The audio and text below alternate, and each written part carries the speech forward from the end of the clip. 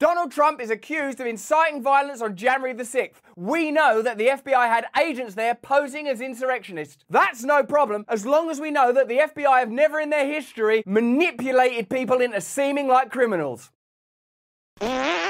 Hello there, you 6.5 million awakening wonders. Thanks for joining us on this voyage to truth and freedom. And what a voyage it is, requiring us to pick through seemingly obfuscated facts, noticing peculiar details, looking at recent history to see if deep state agencies have ever behaved inappropriately, particularly when a former president stands accused of inciting violence on January the 6th. And we know that there were FBI operatives in that crowd. We've spoken to some of them, of course, on our show, or at least people that have whistleblown on that very matter. The FBI, as many of you will already be aware, have a history of instigating and creating scenarios, then arresting the people involved. So, look, these people are terrorists. These people are criminals. Well, how did they become criminals? I don't know. We suggested that they become criminals. We gave them the arms. Yeah, I'm being reductive, but things like that have happened. So, today we're going to be talking about the Newburgh Four, who have recently been released on compassionate grounds, perhaps because their arrest and conviction were somewhat dubious because of FBI tactics, and we'll be talking about how Donald Trump's accusation might be a little murky and difficult to prove as long as we know that the FBI were there that day and involved. We're asking you the question, and I want you to answer in the comments, who's a bigger threat to democracy, Donald Trump or the FBI? Tell us now, and turn on the notification bell and subscribe. A victory in court for three men convicted in a terrorism sting more than a decade ago. Police arrested the men last night as they were allegedly planting what they thought were real bombs outside a Jewish temple. A federal judge ordering the release of Anta Williams, David Williams, and Laguerre Payne, three of the men known as the Newburgh Four, arrested for a plot to blow up synagogues in New York City and shoot down National Guard planes in upstate New York. Obviously, when we see something like that on the news, we think, what terrible people putting bombs outside of synagogues. They're plainly criminals. They should be in prison. And yet they've just been released. Why is that? How did they find themselves in the position of planting bombs outside synagogues? Obviously, an egregious and criminal act. You'd want to know, of course, that those people were entirely guilty, came up with the idea themselves, and you'd certainly want to be assured that the FBI weren't involved in the instigation, implication, planning, and executing of that crime. Particularly when much of the information around January the 6th is dependent on FBI information and us having deep faith and trust in deep state operations. Why were there so many FBI agents there, and what was their role in January the 6th? Were they observing? Are they deep cover operatives ensuring safety and investigating and bringing new crimes to light? Or are they essentially creating and manipulating the conditions, causing the crimes that they then solve? The suspects allegedly conducted surveillance and took photos of possible targets. In a scathing decision, U.S. District Judge Colleen McMahon accusing FBI agents of trying to arrest petty criminals by radicalizing the men to participate in a plot she called an FBI-orchestrated conspiracy. An FBI orchestrated conspiracy. So these four men were petty criminals, and criminality is criminality. But if indeed, as appears to be the case, based on the release of these men, the FBI orchestrated the plot, then what you have is an egregious crime created by the FBI, then solved by the FBI. And if the FBI did that, you can never say the FBI would never do anything like that. That's ridiculous. That's a conspiracy theory. Can you? Can you? You can't say that anymore. You can't say that January the 6th was some spontaneous rioters and insurrectionists and they had a deliberate plan to take over and usurp democracy and Donald Trump caused it. You have to, even if all those things are true, you have to say, what was the role of the FBI? What were they doing there? Were they encouraging that violence? Hey, there's no proof they were encouraging that violence. Cool. And have they never done anything like that before? Oh, well, we did have to release a bunch of guys after 10 years incarceration because it's now been, if not publicly proven, it's plainly true that they're in prison because of a crime that wouldn't have happened without the FBI's involvement. I think we're all aware that since 9/11, agencies have behaved in more interventionist, more insidious and manipulative ways. It was a catastrophe. It required change. But we also know that since 9/11, the deep state have taken advantage of that situation through surveillance, through censorship, and through operations such as the Newburgh Four operation, which has now been proven to be potentially criminal. McMahon adding, quote, the real lead conspirator was the United States. Imagine that mentality and those words being applied to a variety of situations. When that Newburgh Four event went down, we'd have all watched the news and gone, oh, those terrible guys trying to blow up a synagogue. Now look at what it is. The lead conspirator was the United States. Now, January 6th is a much more high-profile event, but how many times do you need to go through this? How many times do you need to see the building blocks laid out of how these things work? Obviously, to say that January 6th was a confection and construction of the FBI would be a very irresponsible thing to say, certainly without evidence. But you can't take it off the table when you know that the FBI do things like this as a matter of course. Consider too that when the whistleblowers from the FBI, Garrett O'Boyle and Stephen Friend, came forward, do you remember we spoke to them on our show? The FBI and the media didn't say, well done, you're very brave. We know that the FBI do stuff like this because they've got a long history of committing these kind of atrocities. Tell us more because we want to make sure the FBI never does stuff like that because after all, we're in this pursuit of justice, as you can see. Like, that's why Donald Trump's so bad, because of his injustice, his hypocrisy, his corruption. We got to stop that. No, they were shut down. They were dismissed. They were vilified, ignored, made homeless in the case of one of those men. So consider the mentality of the media and the state when it comes to how whistleblowers are treated in cases like this. So now we know the FBI have done it before. Some whistleblowers from the FBI have come forward and they were of course listened to and they were ignored and shut down. So now you just got to ask yourself the question, are we going to investigate that in the same way that Donald Trump is being investigated? Are we not going to apply the same judicial lens of scrutiny to all of the potential factors in creating the events of January 6th? That sounds like strong language, but it's just a pure description of the facts of this case. The judge also accusing the FBI of using a, quote, villain of an informant to prey on the poor, then manipulate the men to commit a fake crime in exchange for cash, materials, and even groceries. That's manipulation. The United States are not alone in operations of this nature. Our country, the United Kingdom, are famed for doing stuff like that with Irish civilians in the 1970s, creating scenarios and situations where it was easy to make necessary arrests, where there was an appetite to arrest people, there was a requirement to arrest people, so they created the conditions where those arrests were possible. So it's not just America that does this, it's the deep state that does this. Now, when we're talking about globalism, what we're essentially saying is that there are powerful or pervasive corporate interests and cooperating deep state interests. I give you but one example. The Five Eyes nations cooperate with exchanges of data. So there's a pervasive, prevailing deep state mentality that operates as the true government, the true power behind the irrelevant switcheroos of democratic process. Every step of the way was all the FBI.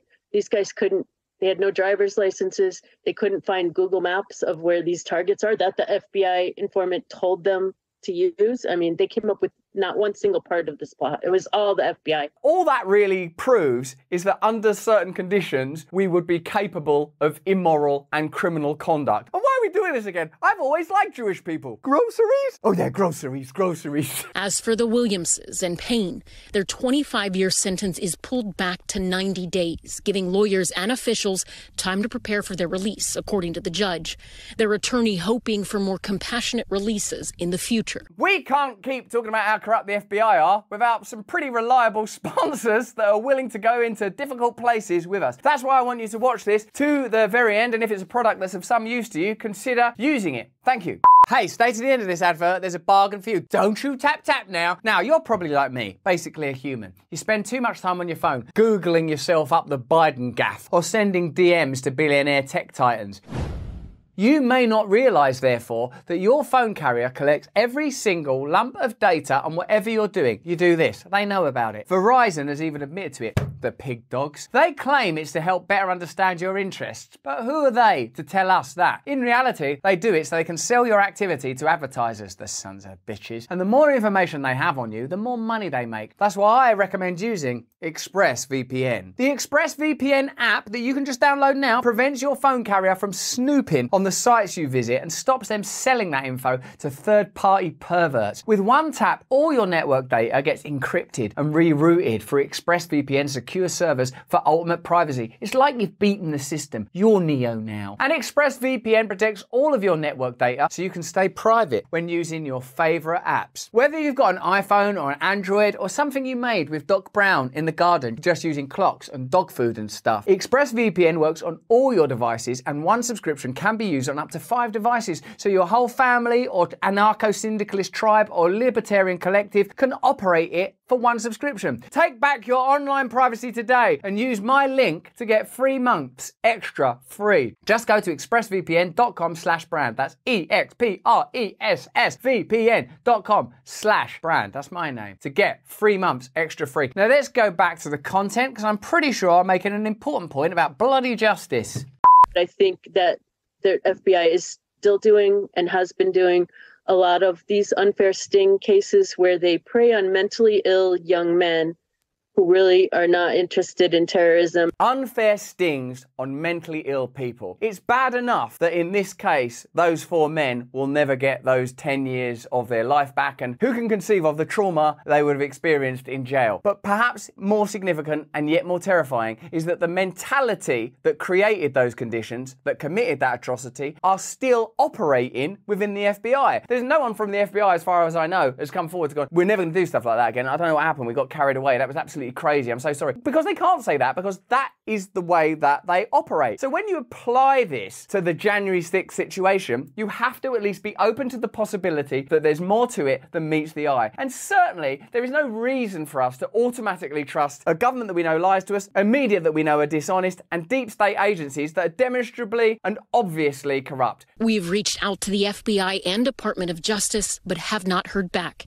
Ellison Barber, NBC News. Let's have a look at some additional details about January the 6th and the Newburgh Four case and see what other patterns and connections we can spot and what other questions that leads us to. Dozens of undercover agents and confidential human informants from multiple law enforcement agencies were present. Interesting. Court documents indicate that there were FBI informants in 2 of the groups that organised the riot, the Proud Boys and the Oath Keepers. We'll never know for sure what the role of those informants was, will we? We'll never know for sure unless there's a whistleblower who comes forward and says, well, within the Proud Boys, this guy was really keen. Hey, why don't we do an insurrection? What's that whistling noise? Nothing. At best, the riot was a massive security failure. At worst, informants may have encouraged rioters to enter the capital. A lot of people have said that that was the case. It's not been proven, and we're certainly not saying that it's true. But we are now going to talk about the case of the Newburgh Four, in which the FBI, the same FBI, do not cover themselves in glory. A federal judge on Thursday ordered the compassionate release of 3 Hudson Valley men who were part of a group known as the Newburgh Four. It's not really a compassionate release, is it? They were unjustly imprisoned after being manipulated by the deep state. Out of compassion, I'm Christ-like. Often when people have been put in prison for no reason, come unto me, you are released. It's not compassion, is it? It's a modicum of justice after hideous corruption. That's what it should be called. All of the language around this stuff keeps us in a position of subjugation and bafflement. After finding that FBI agents used an unscrupulous operative to persuade them to join a plot to blow up synagogues and bring down military planes more than a decade ago. I mean, how is that helpful? You're funding all this, by the way. That's taxpayer dollars funding bizarre, wacky sting operations that are costly, unjust, inefficient, pointless, ridiculous, cause social tension. Does any of this sound like stuff that might go on around, I don't know, early January? The decision by Judge Colleen McMahon of the United States District Court in Manhattan was scathing in its description of the methods used by the FBI in its pursuit of the free. Onto Williams, Laguerre Payan and David Williams, calling the plot in which they were convicted of participating in 2010 an FBI orchestrated conspiracy. So we know then that the FBI do orchestrate plots. Just as a side note, when you're looking at the behaviour of pharmaceutical companies during the last 3 years, do you think it's relevant that they participated in the opioid crisis in the way that they did? Do you think it's relevant that they've had to make out-of-court settlements to the tune of billions previously? Do you want to just ignore that information now that it's not convenient? Because the mainstream media want you to ignore that information. And in the same way, they want you to ignore this information now. Why on Morning Joe and CNN and all those shows and channels are they not saying, listen, even though we have reason to believe that Donald Trump behaved inappropriately or not in a traditional or conventional way, we have to also let you know, because we're journalists and we care about truth, that there were FBI operatives there, and you know that the FBI have been involved in immoral stings before. So we're just going to investigate that as well, while simultaneously saying that we don't agree with the way that Donald Trump behaved. The fact that they can't say that does not engender trust, does it? A person reading the crimes of conviction in this case would be left with the impression that the offending defendants were sophisticated international terrorists terrorists committed to jihad against the United States. Very curious, very evocative, very, very wrong. Is it true though? However, they were in actual reality hapless, easily manipulated and penurious petty criminals. That's interesting, isn't it? So they took 4 guys who were poor and desperate and manipulated them into participating in a plot that just would not have happened without the FBI's involvement. So listen, this is the Newburgh Four now, not January 6th, this is the Newburgh Four. Swap the number 6 for the number 4 and the word January for the word Newburgh. But the FBI, they stay the same. The FBI invented the conspiracy, identified the targets and manufactured the ordnance, Judge McMahon wrote, adding that officials had federalized the charges, ensuring long prison sentences by driving several of the men across state lines into Connecticut to view the bombs. This is an unusual route to the synagogue. We gotta pick up the bombs first. Why are we doing these unnecessary stops around the tour? Who are you, Jack Kerouac? What is this, Thelma and Louise? Why are we driving to all these places? That's right, stay angry. You're very angry, remember? That's why you're doing this plot. Oh yeah, I am angry. Can I get those groceries? There, here's your groceries. There are more groceries in Connecticut. The FBI had no comment on the decision. Whoa. Well, do you know what would reassure me? Yeah, we got a comment on this. This was disgusting. We're never going to do anything like that again. We've just remembered that the FBI is meant to be there to protect and serve the American people and protect them from terror, not create situations that look a bit like terrorism and indeed are terrorism, so we can arrest people to manage crime figures or operate on behalf of other deep state interests to create scenarios that are beneficial to the maneuvering of power. They can't say that because they're, I assume, still doing stuff like it. Now, has there been anything in the news lately where there could be a conspiracy? While Judge McMahon conceded that the government had a legitimate interest in identifying and capturing terrorists, she was unsparing in her criticism, saying that the defendants could never have dreamed up such serious criminal acts on their own, presumably because they're starving hungry. And it's a mad, elaborate plan, isn't it? We're going to bomb these synagogues, but first, a trip to Connecticut! Had the government not contrived its elaborate sting operation, that's not what you want the government doing, is it? Like the government. Think about what the government's meant to be doing. Well, obviously, you need us to run your roads, your hospitals, keep the borders secure, keep the nation friendly, secure, and cordial. Good.